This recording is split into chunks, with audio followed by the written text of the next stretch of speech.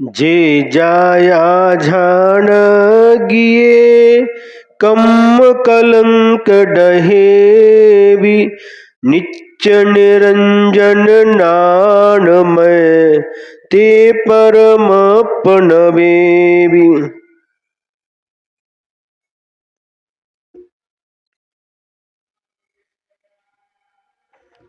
दोहा सूत्र नंबर 76।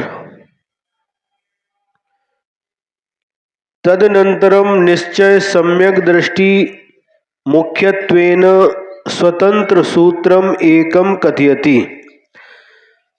अब निश्चय सम्यक दृष्टि की मुख्यता से स्वतंत्र रूप से एक दोहा सूत्र कहा जाता है। अप्पिम अप्पु मुनंतु ज्यो सम्मा दिट्ठि हवे सम्मा इट्ठ्यु जीवडो लहुकम मई मुंचे।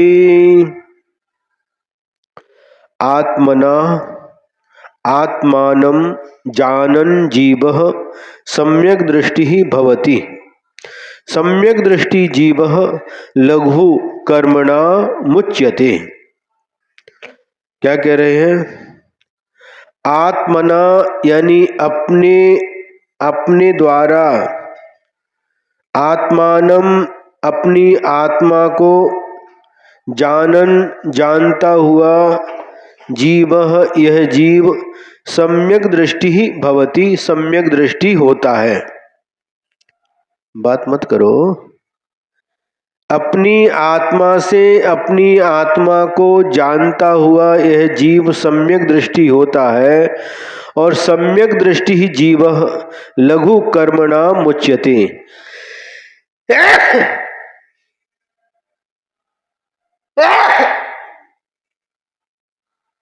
और सम्यक दृष्टि जीव लघु माने शीघ्र ही कर्मों से छूट जाता है।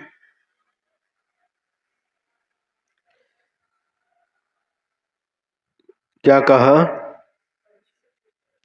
अपनी आत्मा से अपनी आत्मा को जानता हुआ जीव सम्यक दृष्टि होता है और जो जीव सम्यक दृष्टि होता है वह शीघ्र ही कर्मों से छूट जाता है।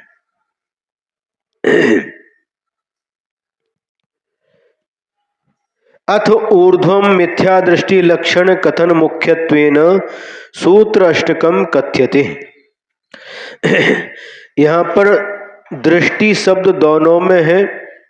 दृष्टि के आगे सम्यक शब्द लगाया तो सम्यक दृष्टि बन जाता है और दृष्टि के आगे मिथ्या शब्द लगाया तो मिथ्या दृष्टि बन जाता है। संक्षेप से हम समझेंगे। सम्यक दृष्टि मतलब जो जीव सच्चे देव शास्त्र गुरु के प्रति श्रद्धान रखता है, 8 अंगों से सहित, 8 प्रकार के दोषों से रहित, 8 प्रकार के मद से रहित, 3 मूर्ताओं से रहित, जो सच्चे देव शास्त्र गुरु के प्रति श्रद्धान रखता है, विश्वास रखता है, वह सम्यक दृष्टि होता है। और विश्वास नहीं रखता अथवा दूसरे को देव को शास्त्र को गुरु के ऊपर विश्वास रखता है, ऐसा जीव मिथ्या दृष्टि होता है। रत्न करंडक श्रावकाचार्य में आचार्य श्री समंतभद्र स्वामी ने सम्यक दृष्टि की परिभाषा बतलाई है। श्रद्धानम परमार्थाना माप्तागम तपोभृताम त्रिमूढ़ापोढ़मष्टांगम सम्यक दर्शनम अस्मयम। क्या कहा? सम्यक दर्शनम अस्मयम, मद से रहित जो मुनीश्वर हैं, तीर्थंकर भगवान हैं, उन्होंने सम्यक दर्शन की परिभाषा बतलाई है। श्रद्धानम परमार्थानाम, जो परमार्थ भूत आप्त आगम और तपोव्रत सच्चे देव शास्त्र और गुरु हैं, इन तीनों के प्रति 8 मद को छोड़ करके, 3 मूर्ताओं को छोड़ करके और 8 अंगों से सहित जो श्रद्धान करता है वह सम्यक दर्शन कहलाता है। और जिस जीव के पास सम्यक दर्शन होता है वह जीव सम्यक दृष्टि जीव कहलाता है। एरोप्लेन मोड पर डाला रखा ना, बीच में नहीं तो डिस्टर्ब करेगा।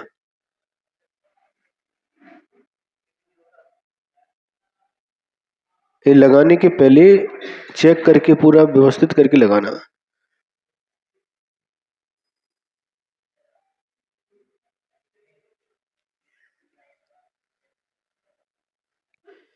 हाँ बोलो, नहीं दादी जी बोलना नहीं।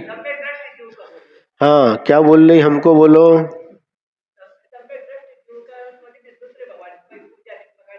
हाँ वही तो बता दिया ना, सच्चे देव शास्त्र गुरु को छोड़ करके वह इधर उधर कहीं पर भी जाता नहीं।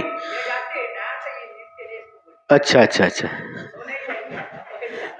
जो जो 18 दोषों से रहित, 18 दोष जिसके पास नहीं है वह हमारे देव कहलाते, भगवान कहलाते। कोई भी देव हो उनकी परीक्षा करो, ये 18 दोष जिसके अंदर नहीं है वह हमारे देव है। भूख प्यास च्युत पिपासा जरातंक जन्मांतक वैस्मया न रागत द्वेष मोहाश्च यस्य आपता सब प्रकीर्त्यते। ये दोष जिसके पास नहीं है वह हमारे भगवान है। भगवान का डेफिनेशन बनाया, ये गुण जिसके अंदर है वह भगवान है। चाहे वो हम उन गुणों को आदिनाथ भगवान, पार्श्वनाथ भगवान, महावीर भगवान सबके ऊपर हम देखेंगे, यदि ये गुण इनके अंदर है तो ये हमारे भगवान है, नहीं तो नहीं। और दूसरे भी देवी देवता हैं उनके अंदर ये गुण है, ये दोष नहीं है, तो वो भी हमारे भगवान है।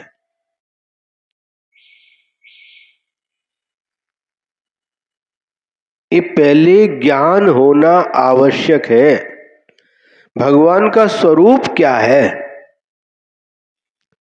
सच्चे देव का स्वरूप क्या है, सच्चे शास्त्र का स्वरूप क्या है, सच्चे गुरु का स्वरूप क्या है, यदि ये ज्ञान होगा तभी आप सच्चे देव शास्त्र गुरु के प्रति समर्पित होकर के श्रद्धान पूर्वक उनकी आराधना करेंगे। यदि विश्वास नहीं है अथवा उनके बारे में आपको पता नहीं है तो किसी के पास भी जाओगे, सोमवार को एक जगह, मंगलवार को दूसरी जगह, बुधवार को तीसरी जगह, गुरुवार को चौथी जगह, शुक्रवार को पांचवी जगह, शनिवार को छठी जगह और रविवार को सातवीं जगह।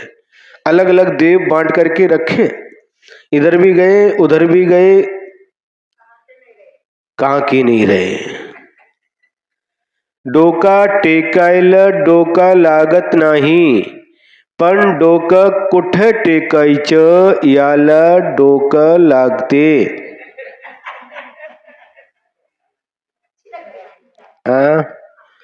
समझ में आ रहा कि नहीं? इसलिए पहले हमें दिमाग, सिर झुकाने में दिमाग नहीं लगता, कहीं भी झुक जाता हो, लेकिन सिर कहाँ झुकाना इसके लिए दिमाग लगाने की आवश्यकता होती है। क्या इसके लिए आवश्यकता होती है। और सम्यक दृष्टि जीव हर जगह डोका नहीं झुकाता। जहां गुण है, 18 दोषों से रहित जो देव है, वहां जाकर के वह भक्ति भाव से नतमस्तक हो जाता है। और जहां पर 18 दोषों में से एक भी दोष है वहां पर वह झुकता नहीं है। समझ में आ रहा? सामान्य से इतना ही समझे, सच्चे देव शास्त्र गुरु इनके प्रति श्रद्धान रखना, और कुगुरु कुदेव कुशास्त्र इनके प्रति क्या करना, उनके प्रति भी श्रद्धा रखना। लेकिन कैसा श्रद्धा रखना? सच्चे देव शास्त्र गुरु ये हमारे आराध्य है, ये हमारे लिए भजने के योग्य है। और कुगुरु कुदेव कुशास्त्र ये हमारे आराध्य नहीं है, हमारे भजने के योग्य नहीं है। इस प्रकार का श्रद्धान, इस प्रकार का विश्वास रख करके जो चलता है वह सम्यक दृष्टि है। और इसके विपरीत जिधर गए उधर, जिधर गए उधर, सब जगह जाकर के,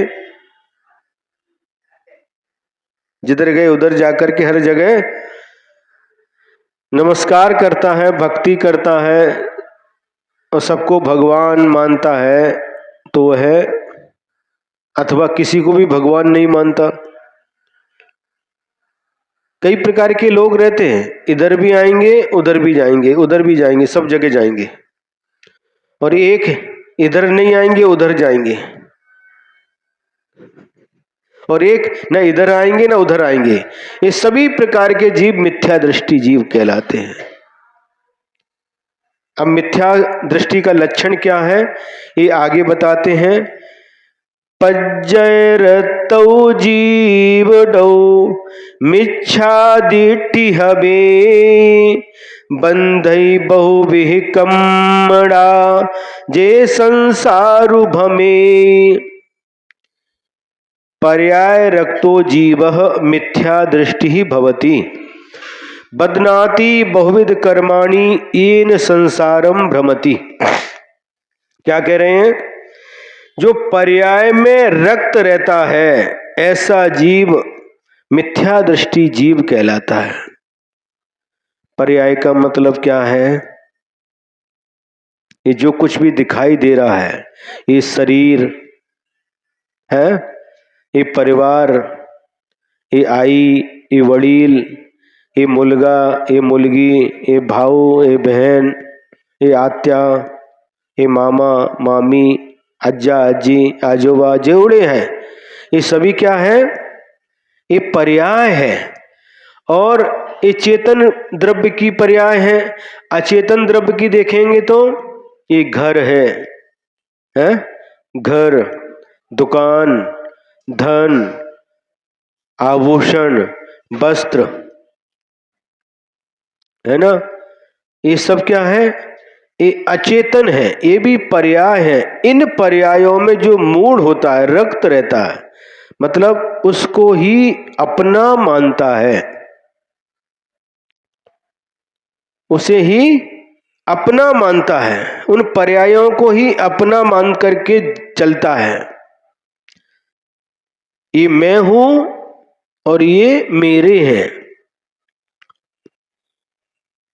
क्या?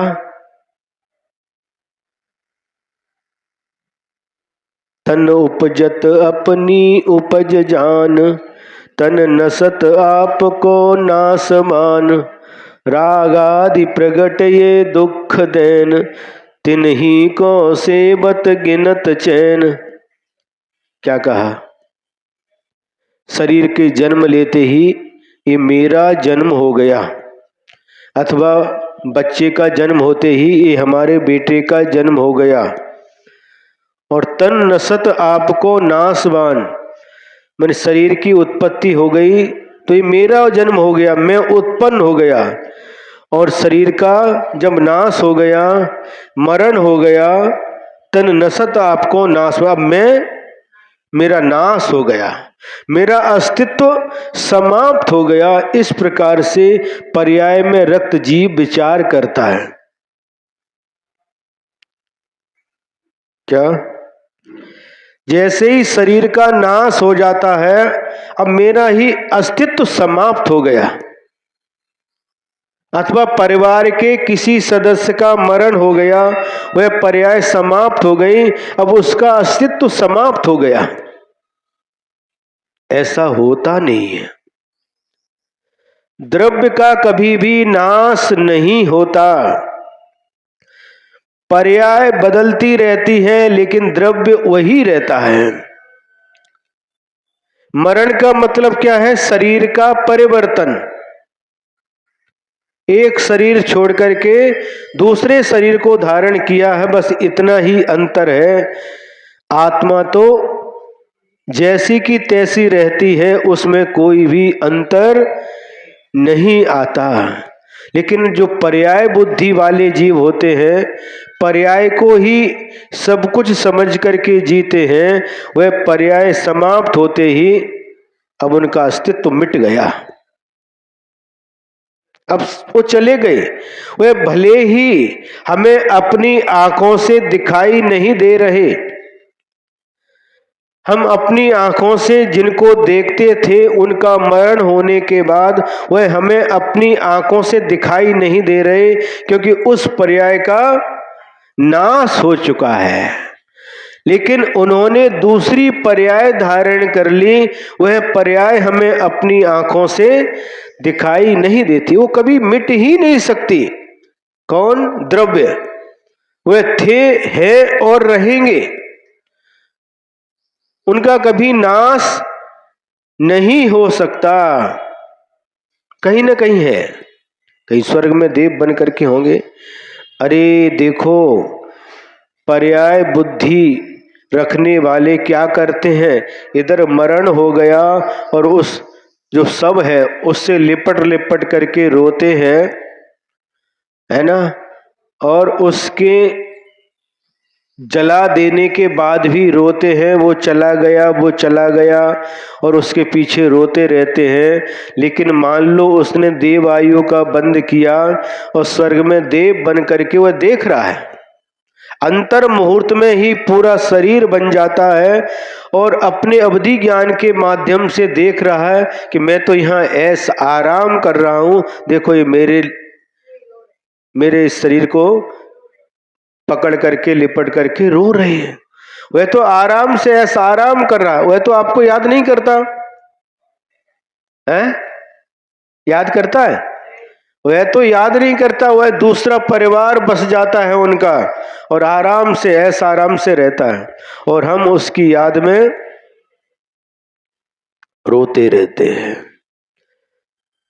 1 दिन, 2 दिन, 4 दिन, 13 दिन, महीना, सालों निकल जाते हैं, फिर भी रोते रहते, समझते कि उनका अस्तित्व समाप्त हो गया। उनका अस्तित्व कभी भी समाप्त नहीं होता, किसी का भी अस्तित्व समाप्त नहीं होता, सिर्फ पर्याय बदल जाती है। उनका अस्तित्व तो अनादि काल से था और अनंत काल तक रहेगा, उसमें कोई भी अंतर आने वाला नहीं है। बंद चला, अस्तित्व कभी मिट ही नहीं सकता, किसी के भी अस्तित्व को कोई मिटा नहीं सकता। लोग जब कभी झगड़ा हो जाता है तो कहते हम तुझे मिट्टी में मिला देंगे, तेरे परिवार को मिट्टी में मिला देंगे, यहां पर भी बोलते। तो मिट्टी में कौन मिला सकता है? हाँ, जो मिट्टी है उसको मिट्टी में मिला सकता है, मिट्टी को मिट्टी में मिला सकता है, लेकिन मुझे कोई भी मिट्टी में मिला नहीं सकता।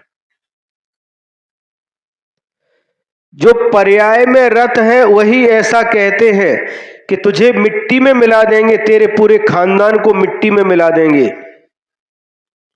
और यदि उसकी भी पर्याय बुद्धि है तो समझता कि मैं मिट्टी में मिल गया,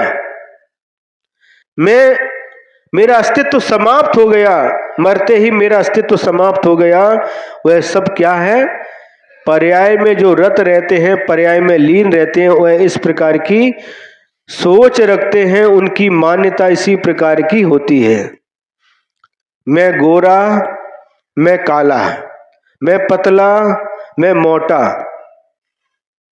मैं छोटा, मैं बड़ा, मैं राजा, मैं भिखारी, मैं कासलीवाल, मैं पापड़ीवाल, मैं चूड़ीवाल, मैं सोनी, क्यों, मैं गंगवाल, ये सब मैं करते रहते हैं। वह मैं नहीं, ये व्यवहार की अपेक्षा से ये गोत्रों का नाम होता है, लेकिन वास्तव में मैं यह नहीं, ये पर्याय है। शादी होने के पहले कहां थी? अभी कासलीवाल हो, शादी के पहले क्या थी? झांझरी थी। अब झांझरी शादी होते ही, 7 फेरा बनते ही झांझरी से कासलीवाल बन गई। बराबर है कि नहीं? गोत्र परिवर्तन हो गया। पहले अपने आप को झांझरी बोलते थे और बाद में कासलीवाल बोलने लगे। लेकिन न वास्तव में देखा जाए झांझरी भी पर्याय थी और कासलीवाल भी पर्याय है। ये मैं नहीं हूं, ये तो व्यवहार है। मैं न झांझरी हूं, न कासलीवाल हूं, न पांड्या हूं, पांडे कुछ भी नहीं हूं। ये सब जैन है। जैन कौन? जैनेन्द्र भगवान का जो भक्त होता है वह जैन कहलाता है। ये जैन वास्तव में देखा जाए ये भी मैं नहीं हूं। मैं इन सबसे ऊपर उठा हुआ आत्म तत्व हूं, जो इस शरीर के अंदर बैठा है, शरीर के अंदर विद्यमान है, जो देख रहा है, जान रहा है, वही आत्म तत्व मैं हूं। और बाकी शरीर भी मैं नहीं हूं, और शरीर से संबंध रखने वाले ये भी कोई मेरे नहीं है। क्यों? मेरे हैं क्या? ये व्यवहार से कहा जाता है ये मेरे है, लेकिन वास्तव में मेरा कोई भी नहीं है। हम न किसी के, कोई न हमारा, झूठा है जग का व्यवहारा। हम किसी के नहीं है और कोई हमारा नहीं है। ये कुटुंब कबीला ये कर्मों के उदय से बन गया है, लेकिन वास्तव में मैं तो अकेला आत्म तत्व हूं। ऐसा विचार आना चाहिए। लेकिन यहां पर कह रहे हैं जो पर्याय रक्तो जीभा, जो पर्याय में ही रक्त रहता है, पर्याय शरीर से ही अपनी पहचान बनाता है और दूसरों के शरीर से उसकी पहचान करता है, वह पर्याय में ही लीन रहता है। ऐसा जीव बहिरात्मा कहलाता है, जो शरीर को ही आत्मा मान करके चलता है। दूसरे के शरीर का मरण होने से उनकी आत्मा का ही मरण हो गया, अपने शरीर का मरण होने से मेरी आत्मा का ही मरण हो गया, मेरा अस्तित्व ही समाप्त हो गया। ऐसे पर्याय में रक्त जीव मिथ्या दृष्टि होता है और बहुविध कर्माणि बदनाति, बहुत प्रकार के कर्मों को बांधता है। और जब बहुत प्रकार के कर्मों को बांधता है, येन संसारम भ्रमति, इसलिए वह संसार में भटकता रहता है, भ्रमण करता रहता है। संसार में कोई हमें भटकाता नहीं, हम स्वयं ही कर्मों को बांधते हैं और उन कर्मों के कारण से संसार में भटकते रहते हैं। सारांश क्या निकला? शरीर आदि पर्यायों में रत जीव, इनमें ही आत्म बुद्धि रखने वाला जीव बहिरात्मा होता है, मिथ्या दृष्टि होता है। और जो मिथ्या दृष्टि होता है वह बहुत प्रकार के कर्मों को बांधता है और फल स्वरूप संसार में भ्रमण करता रहता है, भटकता रहता है। अथ मिथ्यात्व उपार्जित कर्म शक्तिम कथयति। अब मिथ्यात्व के द्वारा जो उपार्जित कर्मों की शक्ति है उसको बताते हैं, कहते हैं कम्मई दिन घन चिकनई गरुवई वज्र समाई, नान बियखन जीव डो उपहि पाडही ताई। क्या कह रहे हैं? कम्मई इकड़े लक्ष्य ठेवा, कौन आला कौन गेला, इकड़े तिकड़े लक्ष्य द्यायच नहीं। बहुत कम समय रहता है, सुनो, कम समय, बहुत अल्प समय रहता है, और उसमें भी कौन आया कौन गया ये किसी तरफ ध्यान नहीं देना। इधर पूरा ध्यान, दृष्टि इधर रहना चाहिए और कान भी इधर और मन भी इधर। ऐसा नहीं इधर देख सुन रहे हैं, उधर देख रहे हैं और मन घर में चला गया, ऐसा नहीं। पूरे मन वचन काय की एकाग्रता के साथ यदि आप सुनेंगे तो आपको समझ में आएगा, और जब आपको समझ में आएगा तो आप उसको अच्छी तरह से याद रख सकते हैं। जिनवाणी सुनते समय पूरी एकाग्रता रहनी चाहिए, नहीं तो एक को आपने डिस्टर्ब किया सब डिस्टर्ब हो जाते हैं, हम भी डिस्टर्ब हो जाते हैं। आए तो ठीक है, वो दर्शन करेंगे जाएंगे, समझ में आ रहा। तो यहां कह रहे हैं तानी कर्माणी, जो मिथ्या दृष्टि जीव नाना प्रकार के बहुत प्रकार के कर्मों को बांधता है, और बेज्ञाना वर्णादि कर्म ज्ञान विचक्षणम, ज्ञान आदि गुण से जो युक्त यह जीव है, इस जीव को उत्पथे खोटे मार्ग में पातयंती पटक देते हैं।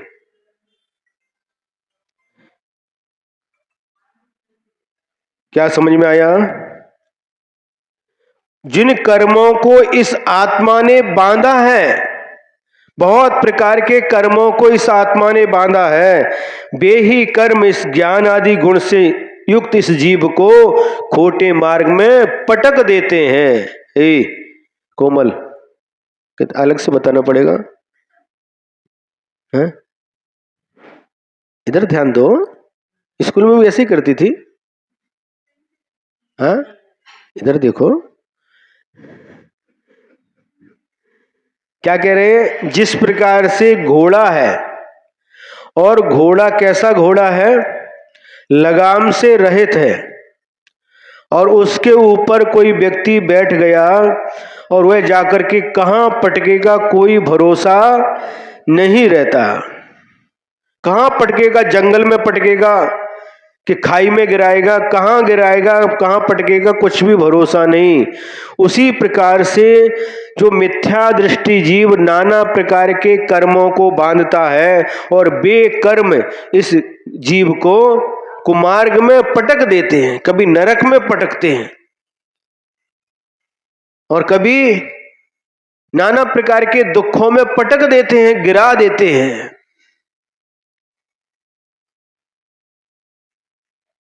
आज हमें जो दुख मिल रहे हैं, आज हमारे जीवन में जो विपरीतताएं हैं, कष्ट हैं, तो ये सब हमारे ही कर्मों का फल है। कर्मों ने आकर के हमको पटका है।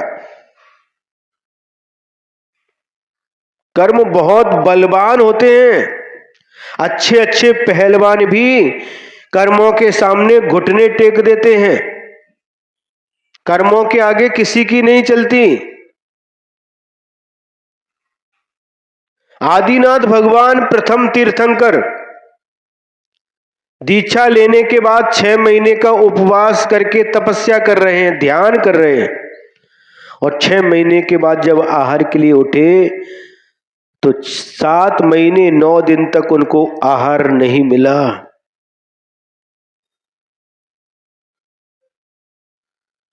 उन्होंने जो कर्म किया था आदिनाथ भगवान ने पूर्व अवस्था में, क्या जब खेती करना सिखाया, उसको खेती को जानवर खाने लगे तो उनके मुंह पर मास्क बांधो, क्या बोलते उसको, जिससे वो खा नहीं पाए, ऐसा बोल दिया। 6 घड़ी के लिए ऐसा किया था, 6 घड़ी, 1 घड़ी मतलब 24 मिनट, ऐसा कर्म बंध गया। 6 महीने तक आदिनाथ भगवान घूमते रहे, आहार नहीं मिला। तीर्थंकर को भी कर्म ने नहीं छोड़ा। हम और आप किस खेत की मूली है या गाजर है? हमें और आपको कर्म कैसे छोड़ सकते हैं? सती अंजना शादी हो गई, और शादी के बाद 22 साल तक पति ने उसका मुंह नहीं देखा। भगवान की प्रतिमा को, उसकी जो सौत थी, उसको वो दर्शन नहीं कर पाए, पूजन नहीं कर पाए, इसलिए उसको छिपाया था 22 घड़ी या 22 घंटे के लिए। और ऐसा कर्म बंद हुआ, शादी हो गई, पति ने 22 साल तक उसका मुंह नहीं देखा।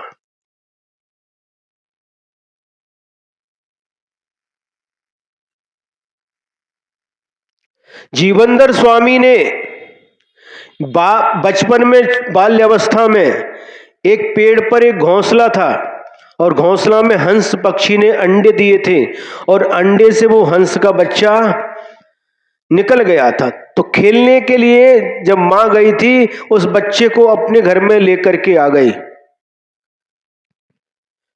ऐसा कर्म बंद हो गया, बाद में किसी के समझाए जाने पर बाद में घोंसले में रख भी आए, लेकिन ऐसा कर्म बंद हो गया। इधर जब जीवनधर स्वामी के रूप में तद्भव मोक्षगामी है, जन्म हुआ और जन्म होते ही माता पिता से वियोग हो गया। उस हंस के बच्चे को तुमने उसके माता पिता से अलग किया, वह कर्म ऐसा बन गया, जन्म लेते ही माता पिता से वियोग हो गया। कैसे कैसे हम कर्म करते हैं और कैसे उसका फल मिलता है, हमें ध्यान में रखना चाहिए। अपने मनोरंजन के लिए, अपने शौक के लिए कभी भी पशु पक्षियों को बंधन में नहीं रखना चाहिए। कई घरों में हम जाते हैं, तोता पिंजड़े के अंदर बंद करके रखते हैं, चिड़ियाएं छोटी रंग बिरंगी चिड़ियाएं भी बंद करके रखते हैं। और कई घरों में हम देखते हैं कांच की पेटी रहती है, इसमें पानी रहता है, रंग बिरंगी मछलियां उसमें पालते हैं, कुत्ते भी पालते हैं। अपने शौक के लिए, अपने मनोरंजन के लिए कभी किसी को बंधन में नहीं रखना चाहिए। आप उसको पिंजड़े में बंद करते हो तो उसके पास पंख है, वह उड़ना चाहता है। उस पिंजड़े के अंदर आप उसको काजू भी खिलाओ, वो कहता मुझे काजू अच्छे नहीं लगते, स्वतंत्रता से जाकर के पेरू खाता है, अमरूद खाता है और आनंद के साथ में रहता है। बंधन में डाल करके काजू भी अच्छे नहीं लगते। हम आपसे प्रश्न पूछते हैं, आपको 4 दीवार के अंदर, एक कमरे के अंदर बंद कर दें और आपकी फेवरेट चीज खाने के लिए दें और अच्छे अच्छे कपड़े, पूरी अलमारी भरी रखी है, जो कपड़े पहनना पहनो, पूरा आभूषण, गले में हार, हाथों में ये क्या बोलते हैं, कंगन, सोने के कंगन हैं, और सामने आप दर्पण भी अच्छा, क्या बोलते हैं उसको, क्या करते हैं, श्रृंगार, इंग्लिश में क्या बोलते हैं, मेकअप। अच्छे से मेकअप कर लो, प्रतिदिन मेकअप करो, हैं, अच्छे से मैचिंग, कलर मैचिंग, क्या क्या करते हैं आप लोग, पता है आपको।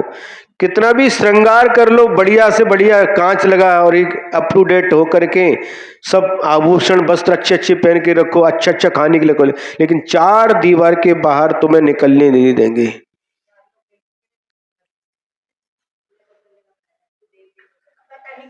अब वो नहीं, छोड़ो, अब 4 दीवार के अंदर सब कुछ आपके लिए, आप जो चाहते सब कुछ दे रहे हैं, टीवी भी रख दी आपके पास में, मोबाइल भी आपके पास में है, लेकिन 1 महीने के लिए तुमको उस रूम के बाहर नहीं आने देंगे। क्या होगा? अच्छा लगेगा? नहीं लगेगा। तो जिस पक्षी को, जिस तोते को आप पिंजड़े के अंदर बंद करके रखते, इतने छोटे से पिंजड़े में, उसको कैसा लगता होगा? जो दूसरे को बंधन में बंद करके रखता है, वह भी बंधन को प्राप्त होता है, वह उड़ना चाहता है, वह भी आकाश में उड़ना चाहता है, मन माने फल खाना चाहता है, अपने परिवार से मिलना चाहता है। आपको अकेला रखेंगे और कोई नहीं रहेगा उस रूम में,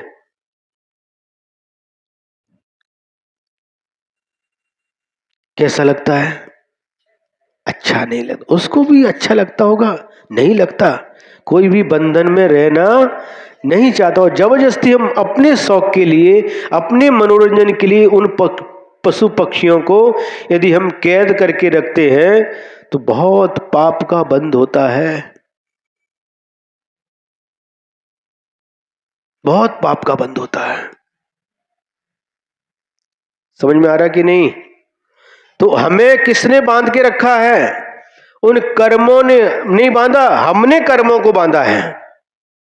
कर्मों ने हमको नहीं बांधा, हमने ही कर्मों को बांधा है। और वह कर्म हमें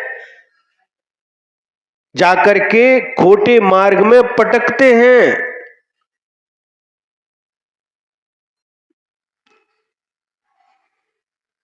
दुखों के मार्ग में पटकते हैं और हम नाना प्रकार के दुखों को सहन करते रहते हैं। कभी पशु, कभी पक्षी, पशुओं में कभी डुक्कर, कभी सर्प, कभी कुतरा, कभी मांजार, कभी हाथी, कभी घोड़ा, कभी गधा। ये सब पर्याय धारण की अपन ने। कभी मूंगी, चींटी, चीटा, बिच्छू, कितनी पर्याय है। 84 लाख योनियां हैं, उन सब में जाकर के इस जीव ने जन्म लिया है। अब डुक्कर को देखते हैं, सुअर को छी करते, कई बार पर्याय धारण करके आए हैं। इसलिए आचार्य महाराज यहां पर हमें समझा रहे हैं कि जो हमने कर्म बांधे हैं वो कर्म कैसे हैं? बलवान हैं। हमने ही बांधे लेकिन बलवान हैं, वो हमें पछाड़ देते हैं। हम और जो कर्मों को पछाड़ देते हैं वो भगवान बन जाते हैं। अनादि काल से कर्मों ने हमको पछाड़ा है। पछाड़ना समझते हैं? हैं? दो पहलवान होता, किसी को उठा करके पछाड़ देता है, अथवा धोबी रहता है, वो कपड़े उठा करके पछाड़ देते हैं। अनादि काल से हमें कर्मों ने पछाड़ा है और जिन्होंने कर्मों को पछाड़ दिया वो भगवान बन गए। लोग फिर उन्हें नमो अरिहंताड़म कह करके नमस्कार करते हैं, नमो सिद्धाड़म कह करके नमस्कार करते हैं।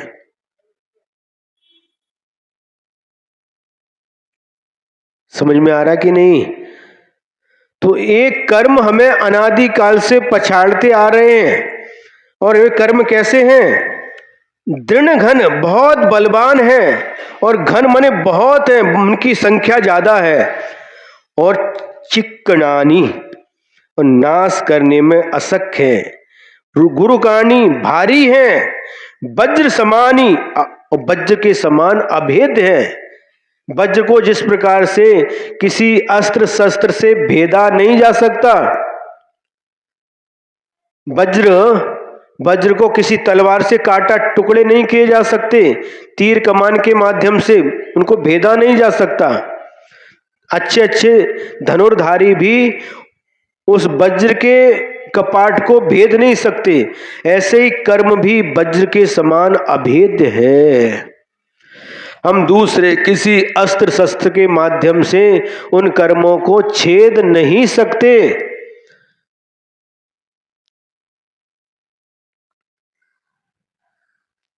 भारी है। जो भारी होते वो कहां लेके जाते हैं? नीचे ही लेकर के जाते हैं, अधोगति का पात्र बनाते हैं और नाना प्रकार के दुखों को प्राप्त कराते। हम सब कुछ भूल चुके हैं। 84 लाख योनियों में भटकते भटकते हमने सब कुछ देखा है, सब कुछ सहन किया। इधर भी देखते जाना, चालू के बंद तो नहीं पड़ा वर्ती? हाँ, नहीं तो वो बंद पड़े, आप सुनते बैठोगे, दूसरे लोग नहीं सुन पाएंगे। फिर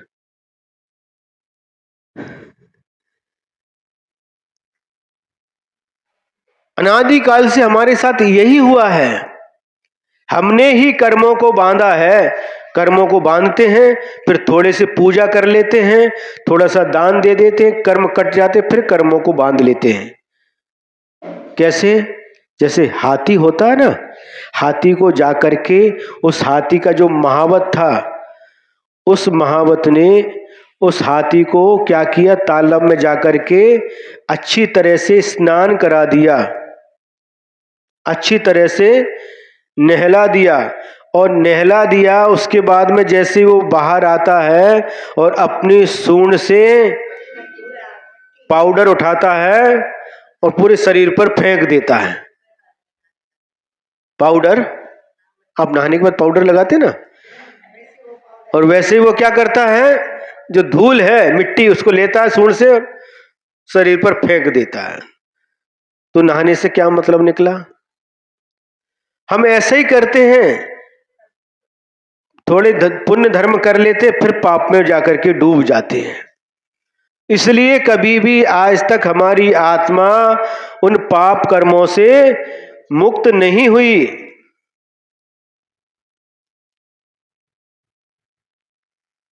यहां पर कह रहे हैं वो कर्म बहुत दृढ़ हैं, मात्रा में बहुत हैं, चिकने हैं, भारी हैं और वज्र के समान अभेद हैं। इसलिए एक कर्म हमारे ऊपर भारी पड़ते हैं, इसलिए हमको कुमार्ग में पटक देते। जब दो पहलवान रहते हैं, दोनों में जब कुश्ती होती है, कौन किसको पटकता है? जो बलवान होता है वह निर्बल को पटक देता है। तो हम निर्बल बन जाते हैं, कर्म बलवान है और हमें खोटे मार्ग में पटक देते हैं। अथ मिथ्या परिणत्या जीवो विपरीतम तत्वम जानाति इति निरूपयति। अब मिथ्या परिणति से यह जीव विपरीत तत्व को जानता है, यह बताते हैं। जीव मिच्छते परिणम्यो विवरो तच्चु मुने कम विनियम्य भावडा ते अपानुभणे। जीव मिथ्यात्वेन परिणतः विपरीतम तत्वं मनुते कर्म विनिर्मितान भावान तान आत्मानं भणति। क्या कह रहे हैं? यह जीव मिथ्यात्व परिणत, जब मिथ्यात्व से परिणत हो जाता है और मिथ्यात्व से परिणत हुआ यह जीव तत्वम, तत्व को, विपरीतम, विपरीत, अन्य का अन्य मानता है, श्रद्धान करता है। यह जीव मिथ्यात्व से जब परिणत होता है तो वह तत्व को विपरीत मानता है। जिस प्रकार से किसी व्यक्ति ने शराब पी ली और शराब ज्यादा मात्रा में पी ली, उसे नशा चढ़ गया, तो कभी उसकी पत्नी सामने आती है तो पत्नी को कभी पत्नी भी कहता है और कभी कभी उसको मां भी बोल देता है। ये कौन है? माझी आई। क्या? शराब का नशा चढ़ा है इसलिए पत्नी को मां भी बोल देता है, कभी मेरी बहन, माझी बहन भी बोल देता है, क्योंकि अभी उसकी बुद्धि ठिकाने पर नहीं है। उसी प्रकार से मिथ्यात्व से परिणत हुआ यह जीव तत्व का श्रद्धान नहीं कर पाता, तत्व के यथार्थता से दूर रह जाता है और अन्य विपरीत ही श्रद्धान करता है, विपरीत श्रद्धान करता है। कैसा विपरीत श्रद्धान करता है? जो सुख देने वाले हैं, व्रत है, संयम है, उसको दुख देने वाला समझता है, और जो पंचेंद्रिय के विषय कसाय है, जो दुख देने वाले हैं उनको सुख देने वाला समझता है। तत्व के प्रति उसका विपरीत श्रद्धान रहता है और अन्य का अन्य श्रद्धान करता है। वस्तु का स्वरूप तो जैसा है वैसा नहीं मानता, यथार्थ रूप से स्वीकार नहीं करता, है ना। और फिर कर्म विनिर्मितान भावान, कर्मों से रचे गए जो शरीर आदि पर भाव है, तान, उनको आत्मानम भणति, अपने कहता है। माझ, समझ में आया कि नहीं? यह जीव मिथ्यात्वेन परिणत, मिथ्यात्व से परिणत होता हुआ तत्वम विपरीतम मनुते, तत्व को विपरीत मानता है, विपरीत श्रद्धान करता है। और कर्म विनिर्मितान भावान, कर्मों से रचे गए जो शरीर आदि परभाव हैं, तान, उनको आत्मानं भणति, अपने कहता है, ये मेरे, ये मेरे। माझ, माझी आई, माझे वडील, माझा नवरा, माझी बायको, माझा नातू, माझा पंतू, माझ्या पुतण्या, माझा भाऊ, माझी बहन, माझा मेहुना, मेहुना है, माझी मेहुनी, क्या क्या बोलते हैं, माझी सासू, माझी सासरे है, माझी आत्या, माझे मामा, माझी मामी, माझी मुलगी, माझा मुलगा, इस प्रकार से माझे जवाई है। इस प्रकार से ये चेतन पदार्थों के प्रति, उसी प्रकार से अचेतन पदार्थों के प्रति भी माझा घर, माझी गाड़ी है, माझी दुकान, माझी टीवी है, है? हाँ, सब माझा माझा, माझा फ्रीज, माझा कूलर, माझा चष्मा, माझा मोबाइल, हाँ, उन पर पदार्थों के प्रति माझा माझा माझा, मेरा मेरा मेरा करता रहता है। ये विपरीत है कि नहीं? जो मेरा नहीं है उसको मेरा मेरा समझ करके मानता है और वैसा ही स्वीकार करता है,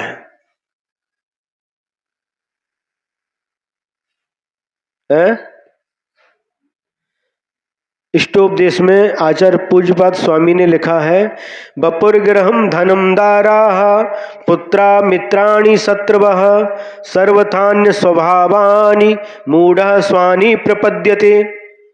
बपुर ये शरीर, ग्रहम घर, धनम धन, दारा पत्नियां, पुत्राः पुत्र, मित्राः मित्राणि मित्र, शत्रवः शत्रु, बपुर ग्रहम धनम दारा पुत्रा मित्राणि शत्रवः सर्वथा अन्य स्वभावानी, ये सभी मेरे स्वभाव से अन्य है, भिन्न है।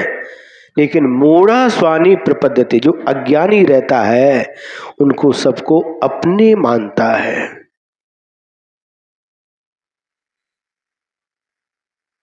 शुरुआत कहां से होती है? शरीर से। मेरा शरीर, जब शरीर को अपना मानता तो शरीर से संबंध रखने वाले सबको अपना मानता है। व्यवहार से, हाँ व्यवहार से मानना ठीक है, लेकिन वास्तव में वह मेरे नहीं है। मूढ़ा स्वानी प्रपद, जो मूढ़ होता है, अज्ञानी होता है, उन सबको अपने समझता है। और अपने समझता है तो जब उनका नाश होता है, उनका वियोग होता है तो दुख मनाता है।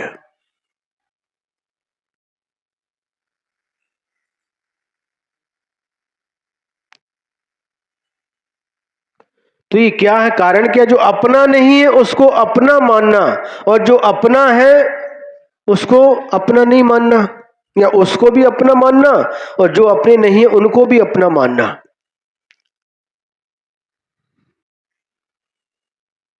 आशुतोष आ गया, देखो समझ में आ रहा है? यही कारण है, यहां पर कह रहे हैं, इसी कारण से ये संसार में भ्रमण करता रहता है और नाना प्रकार के कर्मों को बांधता रहता है, और उन कर्मों के फलस्वरूप जो कुछ प्राप्त होता है उनको अपना मानता है। ये कर्मों का फल है, इतना ही मानना ठीक है। ये कर्मों के फल से हमें मिला है, जो पुण्य कर्म था उसके फल से अच्छा मिला, जो पाप कर्म का फल है उस कर्म के फल से बुरा मिला, इतना ही मानना ठीक है। लेकिन उनको अपना मानता है, अपने कहता है, लेकिन ये वास्तव में कर्मों के, जैसे हमने कर्म किए हैं उन कर्मों के फल से ये सब कुछ हमें मिला है, ये हमारे नहीं है। कर्मों का फल मात्र है, इसको भोगना है और कर्म फल देते ही समाप्त हो जाते हैं। पुनः अगर सुख मिला है तो वो समाप्त हो जाता है, दुख मिलने वाले कर्म हैं असाता कर्म, तो वो दुख दे करके वो भी चले जाते हैं। ये वास्तव में मेरे नहीं थे, न है और न होंगे। इस प्रकार से विचार करना चाहिए।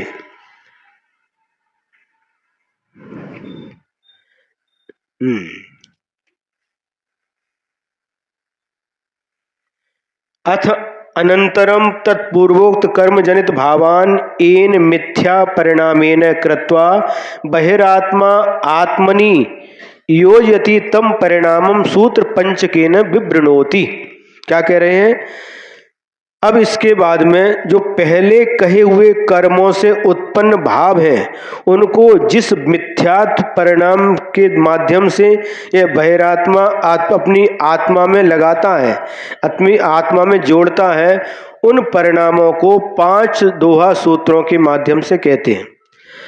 हऊँ गोरौ हऊँ सामलौ हऊँ जिबि भव्य भन्नु बन्नु हऊँ तणु अंगौ थूल हऊँ ए हऊँ मूणौ मन्नु। अहम गौरः, मैं गोरा हूँ। अहम श्यामः, मैं श्याम, श्याम मतलब सांवला, सांवला बोलते मराठी में। मैं सांवला हूं या काला हूं, ये रंग की अपेक्षा से काला है, नहीं तो सरनेम भी काला रहता ना, वो अलग है। यहां पर वर्ण की अपेक्षा से अहम गौरः, मैं गोरा हूं, अहम श्यामा, मैं काला हूं, सांवला हूं, अहम ए विभिन्न वर्ण और मेरे ही अलग अलग ये रंग है ना। जो 24 तीर्थंकर भगवान हुए उसमें से 16 तीर्थंकर भगवान का वर्ण तपाए हुए सोने के समान था। 2 भगवान गोरे थे, 2 भगवान सांवले थे, 2 भगवान लाल वर्ण के थे, 2 भगवान हरे वर्ण के थे, है ना, 2 भगवान नील वर्ण के थे। इस प्रकार से 24 भगवान के शरीर का वर्ण भिन्न भिन्न था। तो उसी प्रकार से इस शरीर का वर्ण है, ये मेरी आत्मा का वर्ण नहीं है, लेकिन मूढ़ हुआ व्यक्ति इन्हीं वर्णों से अपनी पहचान करता है। अहम तन्वंगः, अहम तन्वंगा मतलब मैं पतला हूं, दुबला पतला हूं। दुबला व्यक्ति क्या विचार करता है? मैं दुबला पतला हूं, इसके जैसे देखो। और अहम स्थूला, मैं मोटा हूं, कुणाल के जैसा। कुणाल क्या विचार करेगा? मैं मोटा हूं। और जो पतला है वो क्या विचार करेगा? मैं पतला हूं, हूं ए हूं। इस प्रकार से मिथ्यात् से परिणत हुआ मिथ्या दृष्टि जीव, तो मूढ़म, मूढ़ मनस, उसको मूढ़ समझो, वह अज्ञानी समझो उसको।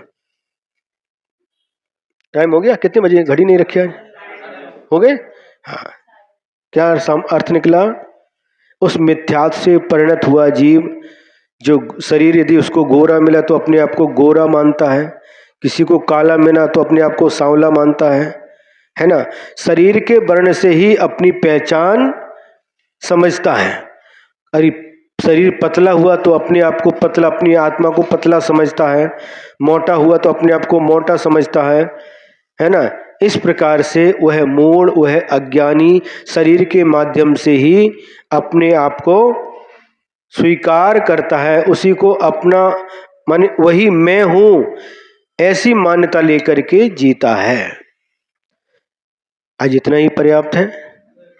यदर्थ मात्रा पदवाक्यहीनम मया प्रमादा यद किंचनोक्तम तन्मे क्षमित्वा विदधातु देवी सरस्वती के बलबोध लब्धिम। बोधि समाधि परिणाम शुद्धि स्वात्मोपलब्धि शिव सौख्य सिद्धि चिंतामणिम चिंतित वस्तु दाने त्वां वन्द्यमानस्य ममास्तु देवी, त्वां वन्द्यमानस्य ममास्तु देवी। द्वादशांग जिनवाणी माता की। परम उपकारी परम पूज्य आचार्य गुरुवर श्री विद्यासागर जी महाराज की।